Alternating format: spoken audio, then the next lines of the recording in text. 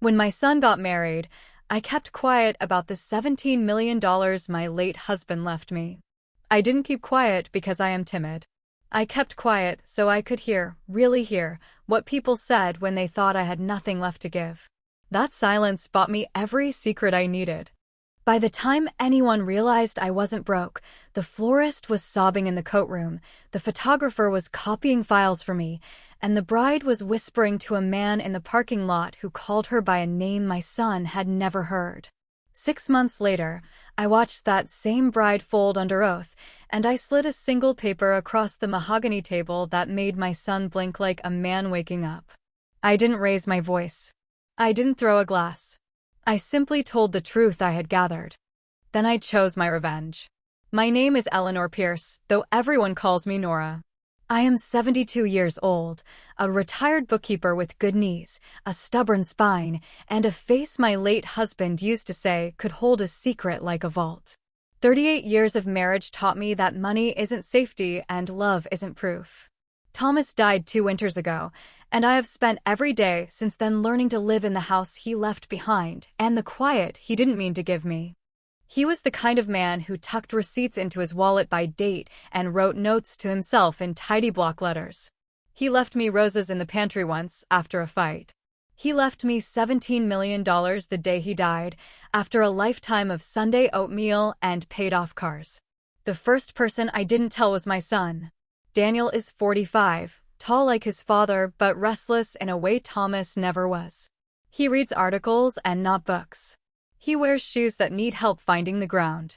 He believes in plans as long as someone else wrote them. I love him fiercely and without condition, which might be the worst way to love a grown man. I remember the day he fell off his bicycle at 8 and refused to cry. I remember the day he swore at me at 19 and refused to apologize. He is my longest story and my most complicated. When he brought Ava home, I did a strange thing for a woman who spent her life balancing other people's accounts. I ignored the numbers in front of me. I watched the softness of her voice, the way she tucked hair behind her ear like a shy schoolgirl, the way she laughed at Daniel's smallest jokes. I saw the tasteful jewelry, the expensive blouse worn with calculated ease. I told myself the diamond was modest because she was modest, not because she had learned what plays well in front of a mother. "Mom," he said, the first night. "She works in nonprofit development, grants and fundraising. She's brilliant." Ava smiled gently at me. "It's not as glamorous as it sounds." "Glamour is only useful if it hides something," I said, and she blinked in surprise, then laughed as if I had meant to be funny. They were engaged by the spring. The wedding would be in early September, in a glass-walled venue by the river. White hydrangeas, a quartet, sunset photos, a guest list that multiplied like rabbits. I was told I didn't need to worry about anything.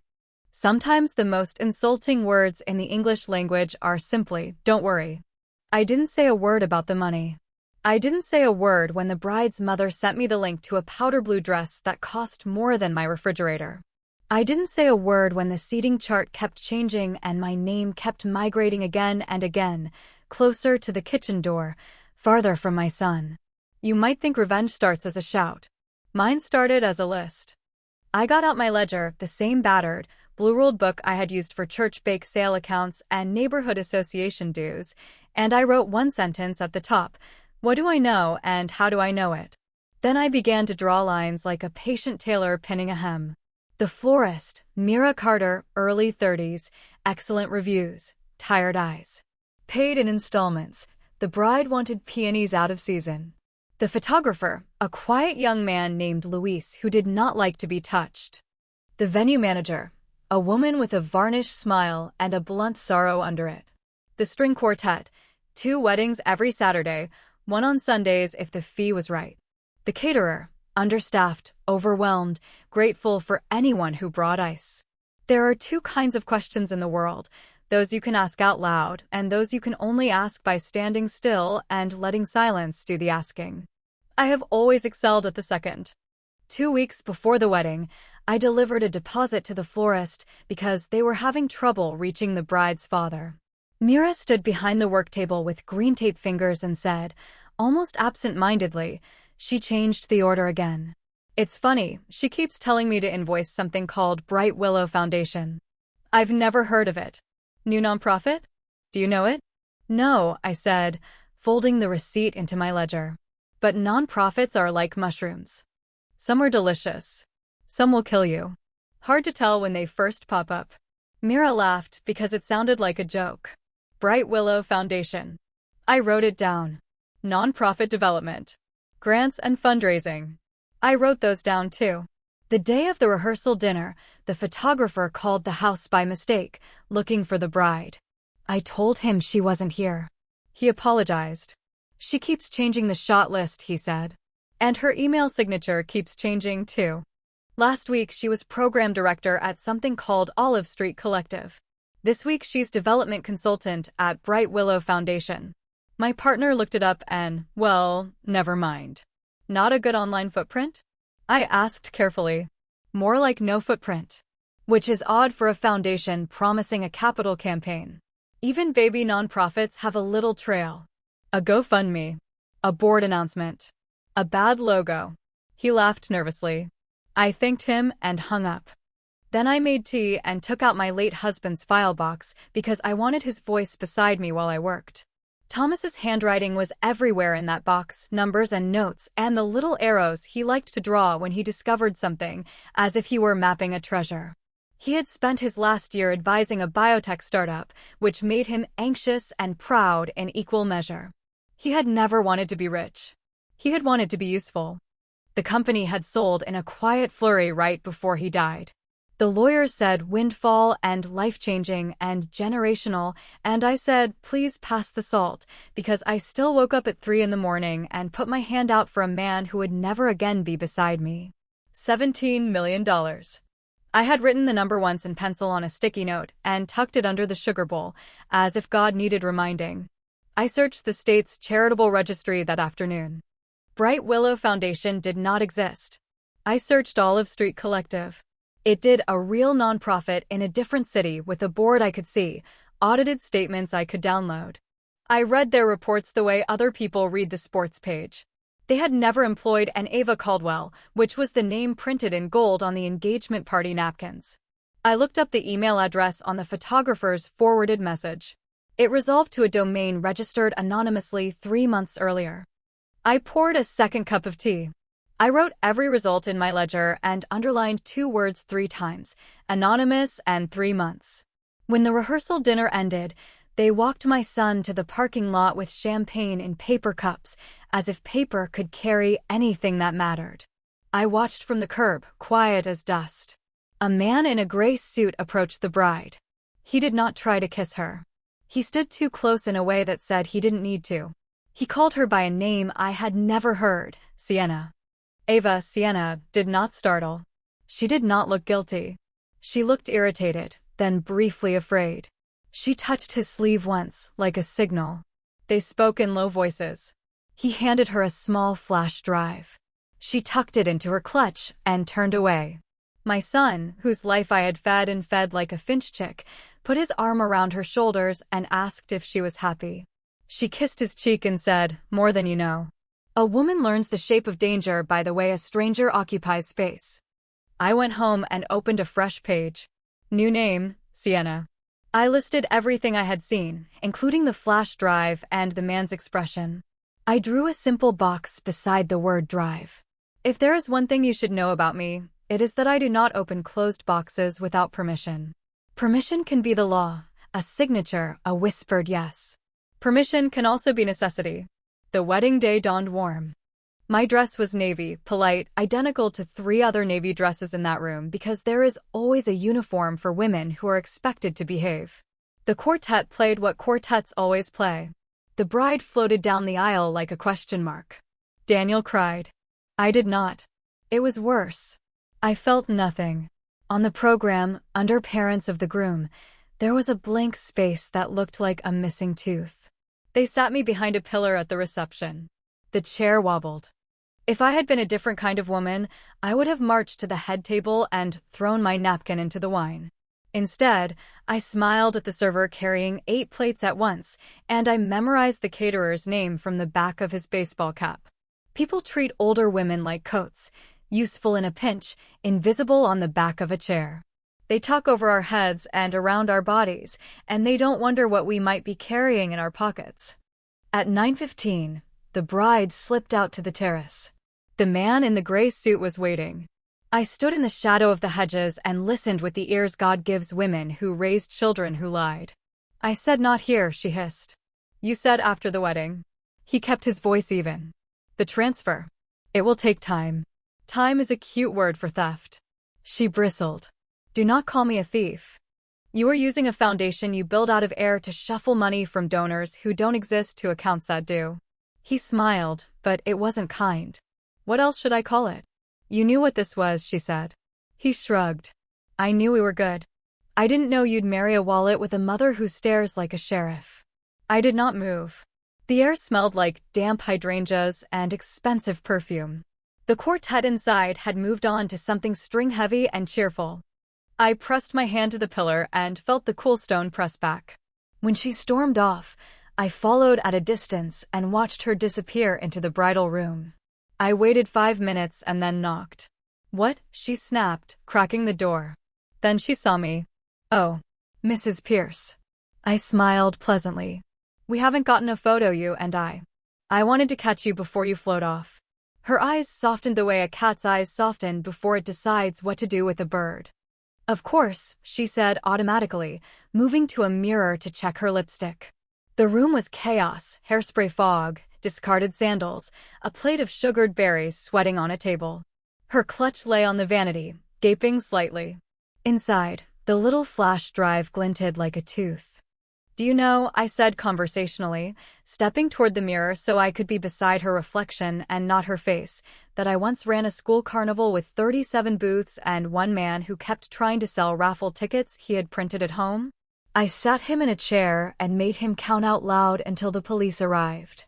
He sold tickets like breathing. He couldn't help himself. She glanced at me annoyed. "What does that have to do with anything?" "Only that I can tell the difference between someone who plans to steal and someone who is already practiced." That poised mouth twitched. "Are you all right, Mrs. Pierce?" I picked up the clutch, careful, a bird in a hand. "You left this open. It would be a pity to lose something important." "Thank you," she said, reaching for it. I handed it over. I left the room. I did not take the drive. I did not need to. I had seen what it could do to her face. The next morning, while the newlyweds were en route to an island that sells rum at breakfast, I sat at my kitchen table and called a man named Sergeant Eli Horn. He has a laugh like a truck downshifting and a heart that has been broken so many times by the job that sometimes he forgets it can be used for anything else. "You retired last year," I said when he answered. "Only from badges," he said. "Not from coffee." He arrived with a bag of pastries and the kind of posture men adopt when they know they might be useful again. I told him what I had seen. I showed him my ledger. I did not embellish. I am too old for theatrics and too stubborn for guessing. "Bright Willow Foundation," he mused, writing the name on his palm because some habits don't die. "No registration. Anonymous domain. Partner in a gray suit. Did you get a plate number?" I handed him a small card with the letters and numbers I had memorized from the rehearsal parking lot. He raised his eyebrows. "You always this prepared?" "No," I said. "Only when my family needs the truth more than my approval." He leaned back in my chair and studied the ceiling and then me. "Okay," he said. "Okay."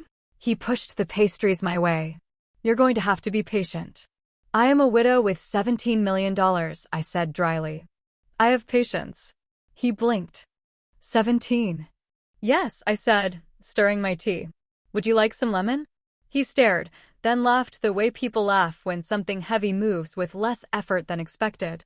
"You didn't tell them?" "No." "Why not?" I looked out the window at the oak tree Thomas had planted when Daniel was born. "Because I wanted to see who my son would be without money standing behind him, pressing a hand to his back, making him look taller than he is. It is an ugly thing to admit, and a necessary one.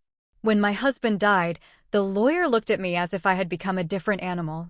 He said, "You are wealthy now, Mrs. Pierce," and the word wealthy made me think of a bad cake. Too sweet on the first bite. Sickening by the third. It changes how people look at you. It changes how your own child kisses your cheek. Eli stood and pocketed the plate number. I'll see what I can see. What do you need from me? I asked. Nothing, he said. Then he paused. Everything you've already done. I spent the next 6 months behaving like a woman my age is expected to behave. I took up water aerobics and crossword puzzles. I started going to the library on Tuesdays. I learned the names of my neighbors' dogs. In the spaces that looked empty, I worked. I read tax filings the way people read recipes. I reconstructed a foundation that did not exist by following the breadcrumbs left by people who thought breadcrumbs don't show up on carpets. I discovered, through public records and one unforgettable conversation with a county clerk who chewed gum like a drill sergeant, that the car with the gray-suited man's plate number had been registered to a short-lived consulting firm dissolved 2 years prior. I discovered that Sienna had rented a storage unit in a complex that looked like a row of shipping containers in a field. And I discovered what my husband had left me besides money. In the bottom of Thomas's file box, under the last folder, was a small sealed envelope with my name in his meek block letters. Inside was a spindle of photos of us at 25 and a short letter that began, "If you're reading this, I wasn't brave enough to say it." He always had trouble with the part of life that required asking aloud. The letter explained that he had put protections on the inheritance, a family trust designed to resist wolves, with distributions contingent upon one simple, unglamorous test he called the kindness audit. It was the unsexiest line in an otherwise tender note, and it made me laugh out loud because of how exactly it sounded like him. The trust could be directed to charity if I believed Dan had married someone who would harm him or if Dan himself failed the audit over time. "You know what I mean," Thomas wrote, "because you taught it to me. When a person is given power over you, do they use it to steady you or to make themselves tall?" I read that line 3 times. I made soup. I stared at the spoon and thought of all the times I had watched an adult reach for the biggest piece of pie and a child watched them and learned something ugly. I thought of my son's new wife calling herself a development professional and building a foundation out of smoke. I thought of my son saying, "Mom, don't worry," when what he meant was, "Don't ask questions." Sometimes, when you open a closed box, all that rushes out is air. Sometimes it's enough to fan a flame. Eli called in June. "You have good instincts," he said without preamble. "Do I?" The gray-suited friend has at least 3 names. He's popped up in 2 foundations that vanished the minute the checks cleared. I can't get a judge to sign off on much because there's nothing on paper to be offended by, just the thinnest trail of sloppiness, which is always how this goes, by the way. There's a storage unit, as you guessed. She pays in cash. The security guard has a weakness for caramel candies and talking about his golf swing. Don't go there alone. Of course not, I said, and then I went there, because I am old, not obedient. I wore the soft shoes that make no noise and the face that says I am here by mistake. The guard swallowed one of the wrapped caramels I offered and waved me in with less attention than I deserved. The storage unit rolled up with a smooth, cheap sound, not the rattle of a place anyone would keep a secret for long. Inside were the bones of a foundation, banners with bright green logos, stacked brochures with budget numbers that didn't add up, a ring light, a box of promotional tote bags that smelled like new plastic and something chemical underneath. It was a nonprofit you could assemble like a tent, pop it open when the donors arrived, collapse it before the receipts did. On the back wall was a corkboard. I have a weakness for corkboards because criminals and 5th-grade teachers both love them. It held exactly 4 things: a photograph of Ava Sienna holding a check made out to Bright Willow Foundation and signed by a name I recognized from my church's donor board, a printout of an email promising a wire transfer of $125,000 after a site visit that never took place, a list of talking points about community gardens, and a post-it with a bank name and a partial account number. I didn't take the post-it. I wrote down just enough of the number to recognize the rest if I saw it. "Get out," I told myself softly. "Get out now." I closed the unit. The green light on the tiny camera in the corner winked at me once and went dead. My stomach dropped. A minute later, a woman's voice crackled over a small speaker near the door. "Unit 110, she said cheerfully. "Please check with the desk." I checked with the desk. The guard was frowning at a bad connection. "Camera's been cutting out," he muttered, shaking the monitor. "Been doing that for days." "Technology is a liar," I said, slipping him another caramel. "Good thing people aren't." He snorted. By July, the donations had started to slow because the economy had started to tremble, and con artists do not like to work when their marks are distracted by their own bills. That's when the pressure began. I heard Ava snapping at my son on the phone. I heard my son practicing the voice he uses when he wants to be a man and lands somewhere between boy and clerk. "We'll be fine," he told me, not knowing how to weigh that sentence in front of a woman who had lived through lean months and sudden money. "Ava's got a big grant coming." I said nothing, and he mistook it for agreement. A week later, a letter arrived by certified mail that made me sit down. It was printed on heavy paper that smelled faintly like perfume. It informed me, so politely, so precisely, that the Bright Willow Foundation had been selected for a matching opportunity by a donor-advised fund. If they could raise $500,000 by August 15th, the anonymous donor would match the total dollar for dollar. The letter asked if I would consider making a cornerstone gift of $100,000 in honor of the newlyweds. It was addressed to me by my maiden name, which only 2 people alive still use, my sister in Oregon and the man who wrote me a letter from beyond the grave. I called the number at the bottom of the letter. It rang twice and landed in a voicemail box with a syrupy greeting. "You've reached the Bright Willow Foundation. Our mission is rooted in soil and hope." "Your mission," I said to the empty line, "is rooted in fraud." I did not leave a message. Instead, I called the bank listed on the post-it from the storage unit. If you have ever been put on hold while a bank clerk checks on something they would rather not reveal, you know the particular music of a long pause. It sounds like an orchestra tuning and a sigh. "I'm sorry," the clerk said finally. "We can't confirm account details over the phone without." "I'm not asking you to confirm," I said gently.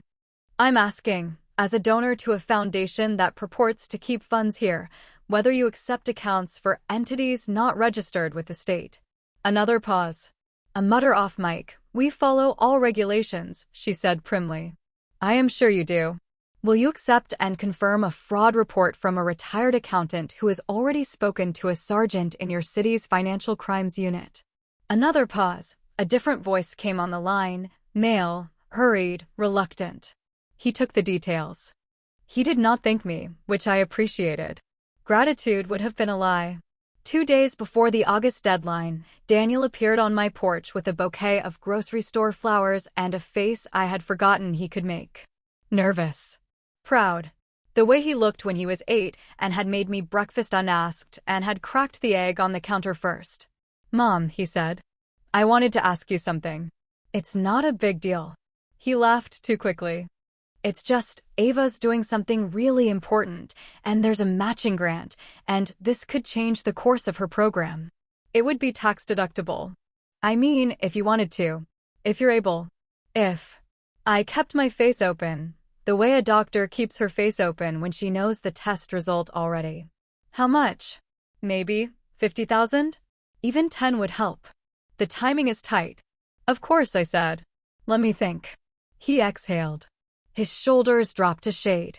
He looked around my living room as if noticing it for the first time. The framed photos.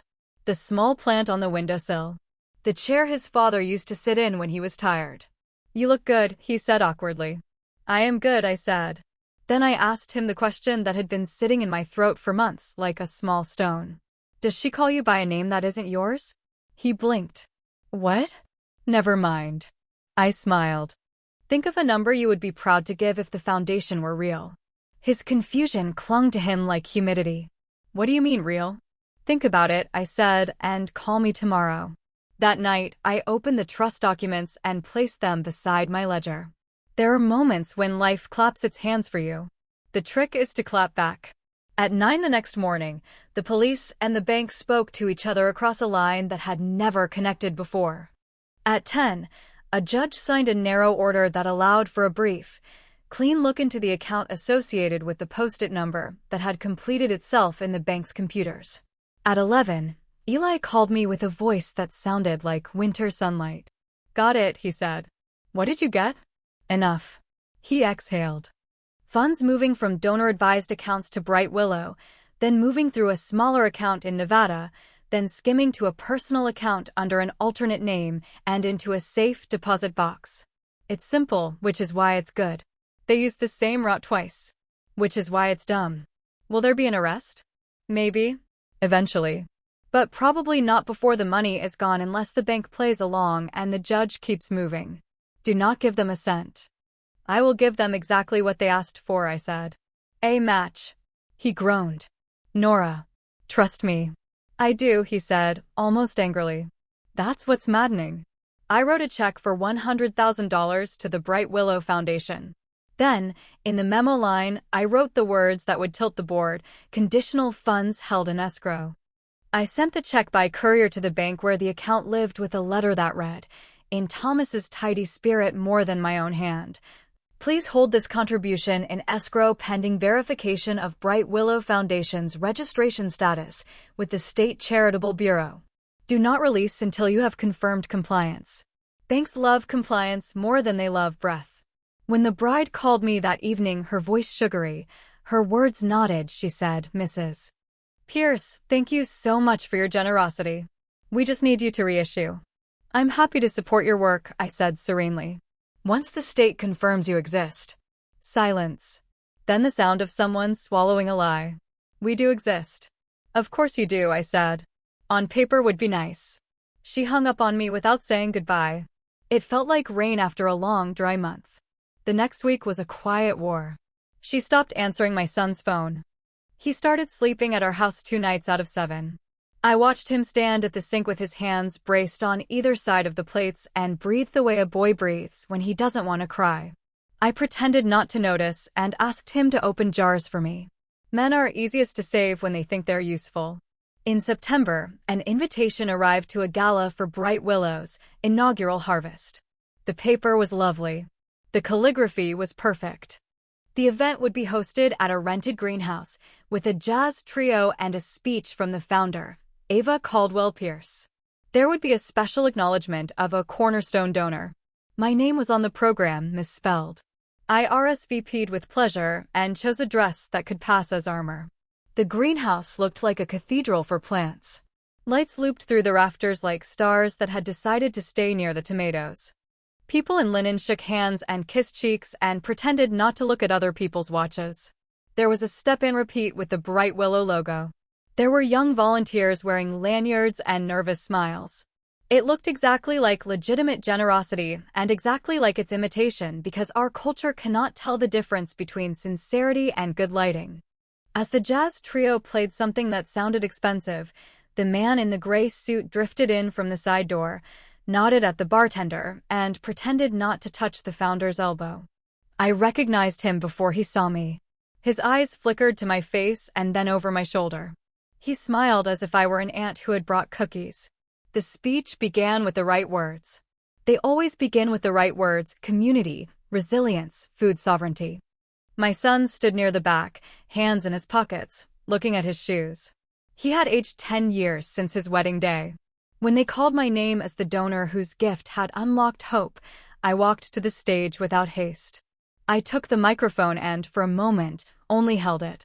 I have never been a woman who loved crowds. But I love the truth. And sometimes the truth needs a microphone. Thank you, I said simply. It is a pleasure to support something that exists. A small laugh rolled through the greenhouse, polite, puzzled. I turned to the table where the folders sat, pledge forms, glossy brochures. I lifted one and held it open, reading. Your board of directors, your audited financial statements, your registration number with the state, all very standard. I looked up and smiled. And all borrowed. A murmur rose. The gray-suited man stiffened. Ava stood absolutely still, the way women stand when they know the ground has ceased to be loyal. Borrowed, I repeated. Some from Olive Street Collective. Some from a food bank 2 states away. Some from thin air. The bank has been very helpful. I nodded toward a woman in the 3rd row who had the posture of someone who can be subpoenaed. She blanched. Mrs. Pierce, the bride said, too sweet, too late. This is inappropriate. Inappropriate is a word that very often means inconvenient. I placed the brochure down with care. I was delighted to share a conditional pledge. That means a gift held in escrow until everything checks out. It did not check out. The check remains where it should be, in the hands of people who know how to read fine print. A man in the front row snorted, unsure whether to laugh. The gray suit moved, 3 inches left, a step toward the door, then thought better of turning his back on a woman with a microphone. I am not here to humiliate anyone, I said quietly, because my son was in the room. I am here to bring light. I looked at the founder, my daughter-in-law, the woman who had called herself by a dozen names to escape the gravity of the one she had married. Ava, do you want to tell them your other name? Or shall I? Security, she hissed, even though there was none. Or perhaps you want me to share something softer. Like how I watched you speak to a man in a gray suit and call him by a name that explained more than it hid. Or how your foundation's account liked to visit Nevada. Or how the storage unit where Bright Willow sleeps at night contains tote bags and lies. The air changed. It's hard to explain unless you felt it, the moment when a room decides it is no longer fooled. I have with me, I said gently, a little drive. The kind someone might hand to someone else in a parking lot, thinking no one is watching. I held up the flash drive that wasn't hers, the one Eli had secured once the judge had signed the second order and the guard had finished his caramel, identical to hers in shape and shade. It contains more than a grant proposal. It contains a conversation. It contains a plan to move donor funds into places where they cannot feed anyone. I looked at her. It contains your voice. She took a step toward me. Then another. Then she stopped because in the far doorway 2 people had appeared, both wearing the kind of clothes that let you melt into a crowd and the kind of expressions that stop arguments before they begin. Eli nodded at me once. It did not turn into a scene. Good revenge rarely does. It turned into a low buzz of disbelief and the small, expensive flurry of people calling their assistance. The gray-suited man slipped sideways and found a wall. He didn't run because he had learned over time that running is an announcement. The bride spoke without the microphone. The sound dissipated like perfume. I put the microphone down. I walked to my son. He was pale. His hands were fists in his pockets. Mom, he said like a cough. I know, I said. That's my wife. No, I said gently. That's a person you married. He looked at the floor for a long time. When he finally raised his head, the boy I had loved while he learned to tie his shoes and the man I had been afraid of losing found each other in his eyes, and something brittle cracked. I'm sorry, he said. Are you? I asked, not unkindly. He swallowed. I am now. At the police station, she did not wail. She did not shout. She asked for a lawyer with dignity. She did not give a name.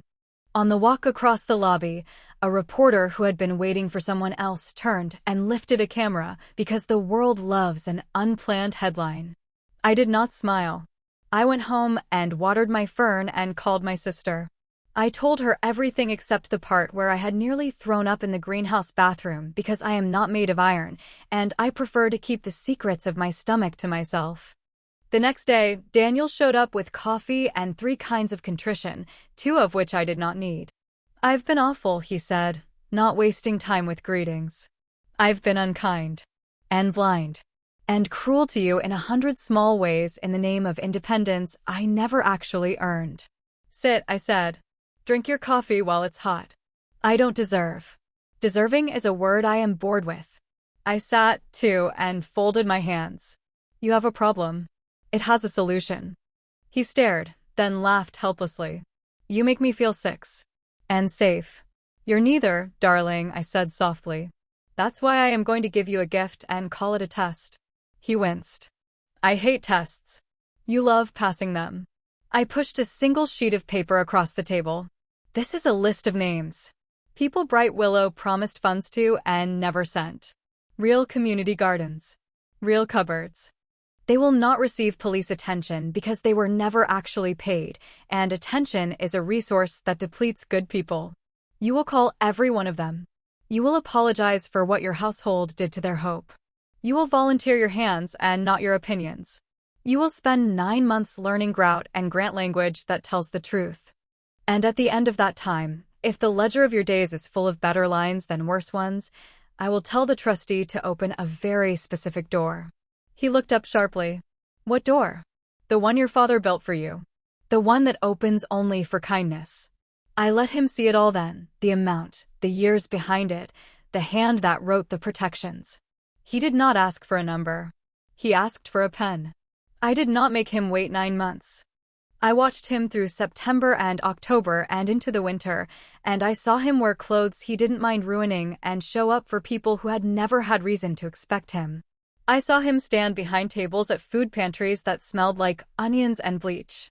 I saw him learn the names of vegetables in Spanish. I saw him call his wife, no, the person he married, and tell her he would testify if asked and that his testimony would be honest. In January, I went to the trustee, and the trustee looked at me with the eyes of a man who appreciates elegant documents. Are you sure? He asked. He never asked me if I was sure about anything else. We all have our thresholds. I am sure, I said. He unlocked what Thomas had built. Money does not make good men. Work does. But it helps if the work can be chosen, not begged for. It helps if the mother can say, now and not someday. When he walked into my house that night, my son did not joke. He kissed my forehead like he was asking my permission to be okay. Thank you, he said. Don't thank me, I said. Thank the man who believed love without discipline is just softness. He grinned wryly. He was never soft. He bought me roses and hid them in the pantry, I said. He knew where softness belongs. Ava Sienna fled out by spring. Fraud, wire nonsense with long names, restitution that would take lifetimes she did not have to pay. I attended exactly 1 hearing and slipped out before she saw me because I no longer needed her reactions to feel complete. There is a satisfaction to revenge that people don't speak about because it sounds unholy, the way your breathing evens when the balance is restored. But there is something larger, too, something that feels like a bone setting. I slept through the night for the first time in a year. I did not gloat. I cooked. It's what old women do when the world rights itself. I roasted a chicken and made greens, and when my son came over on a rain-slick Tuesday, I set a plate in front of him and watched him eat as if eating were a promise. He told me he had met with a lawyer. He told me there would be papers. He told me he did not know who he was exactly, but he knew who he did not want to be. Good, I said. That's the only map that works. Later, when the house was quiet and the rain's patience had become my own, I took out my ledger and opened to the last page. I drew a line down the center. On the left, I wrote, things I cannot control. On the right, things I can. Under the left, other people's choices, the speed of justice, the weather, grief. Under the right, what I notice, what I ask when I speak, where I place my money, where I place my chair. I think sometimes about the chair at the wedding. Wobbly, tucked behind a pillar, a place designed to make a mother disappear. I think sometimes of the storage unit, of the banners made to look like sunlight, of the tote bags that would have ended up at the back of someone's closet, the word community cracked in the fold. I think most days of the day my husband put a quiet test around a loud number because he loved people more than wealth and me more than being comfortable. And I think of the day I chose to stop being polite and start being precise. The revenge I wanted wasn't the headline. It wasn't the gasp in the greenhouse or the way the bride's mouth tightened when the microphone stopped loving her. It was this, my son washing dishes at a community kitchen without being told, a girl with chipped nail polish teaching him how to use the commercial machine, him laughing, the sound clean and unafraid. It was this, writing a check to a garden that grows cucumbers behind a church and cannot afford a fence.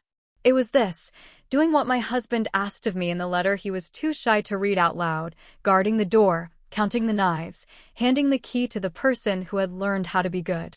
If you are listening for a moral, we are too old for that. If you are listening for a trick, there isn't one. There is only the arithmetic of attention and the algebra of consequences. People will tell you that revenge is a poor meal, cold and unseasoned. They have never eaten it after a year of study. With a fork they sharpen themselves, and a candle lit for the person who taught them where the light switch was. This is what I know now, written in a hand that shakes less than it should. Silence is not surrender when you are counting. Money is not love, but it can be a good flashlight. And the oldest detective in any room is the woman in sensible shoes, standing still long enough to hear who calls the bride by the wrong name. I did not keep quiet because I was afraid. I kept quiet because I was making a list. I opened my mouth when it was time. I took back what had been stolen with the gentleness of a person who knows how to add. Then I did something unromantic and necessary. I forgave my son for being human. I wrote checks in the shape of fences and ovens and seed packets. I sat in the back row of a community meeting and did not insist on speaking. I went home and wrote to my husband in the notebook he never gets to read and told him. I did it. I kept us. Sometimes I walk by the river where they were married and touch the cold stone of the balustrade and think about pillars. The older I get, the more I think architecture is a love language. You build what you can withstand. My son does not ask me for money anymore. He asks me for recipes and for the names of the weeds that look like herbs and for the story of how his father almost failed high school physics and learned to love numbers anyway. These are better questions. These are the only ones I wanted. The 17 million sits where it belongs, busy and watched, not a crown but a set of tools in a careful shed. Every year the trustee and I perform the kindness audit, and every year we unlock the next drawer. I am proud to say we are getting very good at it. If you were at that greenhouse, if you stood near the step and repeat and felt the moment the air turned, you might remember an old woman in a navy dress who didn't raise her voice. You might remember the quiet that fell after the word borrowed. You might think the story ended with handcuffs, with headlines, with an escrow check that never met the wrong hand. You would be wrong. The story ended in a kitchen with a son washing dishes and a mother drying them, the work shared, the work light. And, because I promised you a little bit of the middle at the beginning and no more, I will leave you this last detail. Months after the gala, I found a plain envelope on my porch with no return address. Inside was a small flash drive and a single line typed on cheap paper. You weren't wrong. I never learned who sent it. I didn't need to. I labeled the drive and placed it in a drawer marked lessons, and I closed the drawer because revenge, once done properly, is not a hobby. It is a completed task. I sleep well now.